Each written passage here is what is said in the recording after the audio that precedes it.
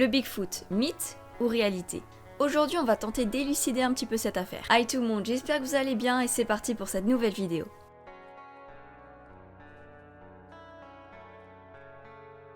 Ce mythe a commencé avec beaucoup de bouche à oreille et de témoignages. Les témoignages disent avoir aperçu un animal géant doté d'un pelage brun-roux vivant dans des zones rocheuses ou forêts. Des empreintes immenses, un peu humanoïdes, ont été découvertes. C'est d'ailleurs cette particularité qui lui a valu le nom de Bigfoot. La légende est née approximativement au XVIIIe siècle, mais plus précisément en 1792. Le naturaliste José Mariano Mocigno rapporte la présence d'une créature dans l'ouest canadien. Plus tard, en 1830, les journaux américains évoquent également l'existence d'une créature géante. Curieux cette histoire quand même. Mais c'est réellement en 1950 que le Bigfoot connaît une grande montée en popularité aux États-Unis. Ça a commencé avec les témoignages de promeneurs qui disent avoir aperçu des empreintes ou même la créature elle-même. Suite à ça, des bandes dessinées ou articles de journaux s'emparent de cette affaire et la mettent un peu en lumière. Malheureusement, beaucoup de témoignages s'est avéré être des canulars. Mais en 1967, l'histoire prit un autre tournant.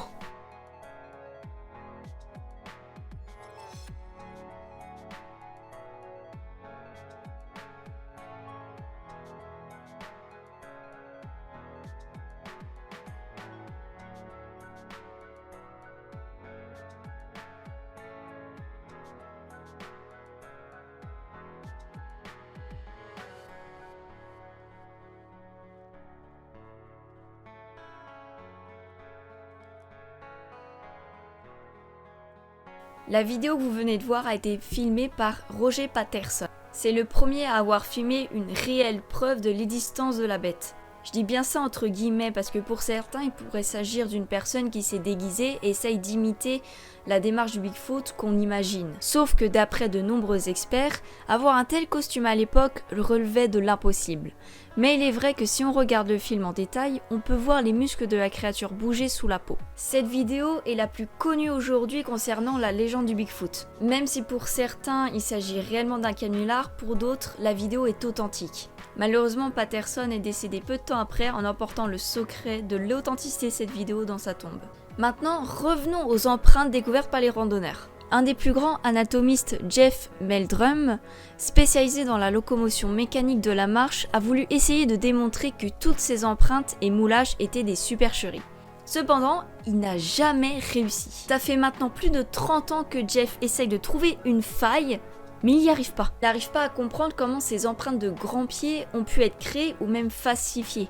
Les études de Jeff démontrent même aujourd'hui que ces empreintes ont bien été faites par un être vivant authentique. Cette histoire a fait tellement chavirer les esprits que même le FBI s'y immisçait, dans le plus grand secret évidemment. En 1976, ils ont lancé des recherches afin d'élucider enfin le mystère du Bigfoot. Ils ont même fait analyser des poils qui ont été retrouvés et ont découvert que ces poils n'appartenaient à aucune espèce aujourd'hui connue.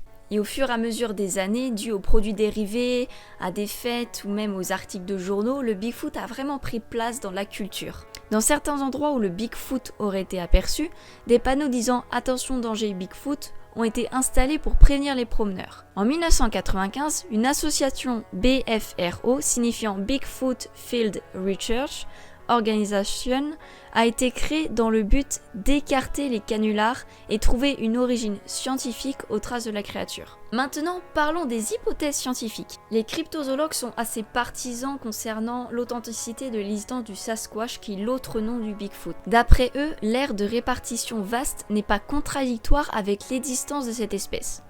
Il faut savoir que pour assurer sa survie, une espèce a besoin de centaines, voire de milliers d'individus. Et une zone aussi vaste que l'Amérique du Nord, par exemple, avec ses parcelles de terre impraticables, rend du coup possible le fait qu'une espèce inconnue vive avec un millier de représentants. Cependant, il y a un tout petit bémol. Comment ça se fait qu'on n'ait jamais retrouvé de cadavre de Bigfoot ou même capturé un de ces spécimens? Les traces retrouvées comme les excréments ou les cadavres d'animaux tués d'une manière assez inhabituelle par rapport aux prédateurs qu'on connaît aujourd'hui, ou même les énormes empreintes de pas, n'ont pas suffi du coup à convaincre la communauté scientifique. Ils sont assez compliqués en affaires ceux-là. De plus, les témoignages peuvent pas vraiment être pris au sérieux parce que la majorité des canulars. Le savant belge Bernard Heuvelmans est partisan de la théorie de la survivance d'espèces d'hominidés, une espèce parallèle à l'Homo sapiens, due à son apparence humanoïde velue. D'après lui, le Bigfoot serait une espèce descendante d'une population ancestrale séparée des humains actuels. Je sais, c'est assez dur à croire et même légèrement tiré par les cheveux, mais il faut savoir que ce savant n'est pas le seul à avoir une théorie du genre. L'anthropologue Grover Grantz soutient qu'une population survivante de Gigantopithèques serait la meilleure hypothèse expliquant les observations en Amérique du Nord. D'après les fossiles de Gigantopithèques, on déduit que ces animaux étaient bipèdes. L'anthropologue Bernard G. Campbell n'est pas du tout de cet avis-là. Le fait que Gigantopithecus soit éteint a été remis en cause par ceux qui croient qu'il est le Yéti de l'Himalaya ou le Sasquatch de la côte nord-ouest américaine.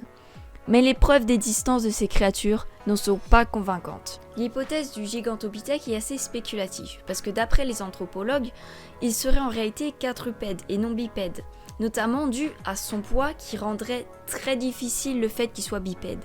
Le mystère aujourd'hui reste encore bien présent et continue d'intéresser la population et surtout les scientifiques. J'espère que cette vidéo vous a plu, n'hésitez pas à donner votre avis dans les commentaires, à liker la vidéo et à vous abonner si ma chaîne vous plaît. Et moi je vous dis à la prochaine pour une prochaine vidéo. Bye!